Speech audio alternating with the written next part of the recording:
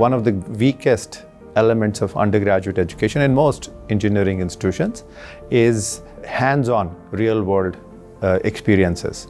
So we have focused on developing a setup which allows students to experience real-world problems in a controlled setting.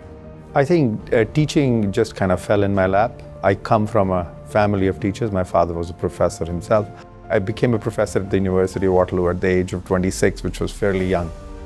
The main role of a professor is just to encourage the students. See, as long as I thought that I had to teach, right, I was not effective.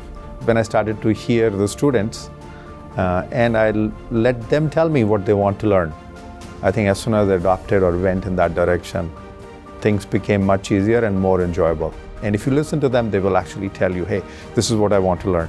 And if you sort of attach it to what you really want to cover in the courses, I think it becomes a very, very, very amazing mixture. The students grab it and you feel satisfaction because you can actually see them applying what you've taught them.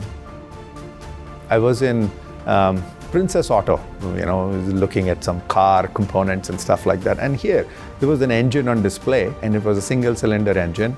I had been looking for something like that. I made up my mind right there that I wanted 40 of those engines. Then we took the engine and we got the students to open up the engine. And opening up a thing is easy, but it's the reassembling which is the tough part. So we got them to reassemble it. And after the reassembly, they even have to run it and measure its efficiency. I think the impact of the engine was tremendous. The students had never seen anything like this. They saw tools for the first time. They saw the components on the inside of the engine for the first time.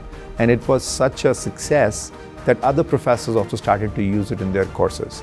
So that was one of the big successes that led us to start the Ideas Clinic, an initiative which brings these real-world problems right to the students so that they can connect it to the curriculum that they are being taught.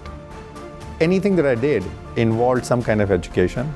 We basically did some volunteer stuff for underprivileged children or underprivileged youth.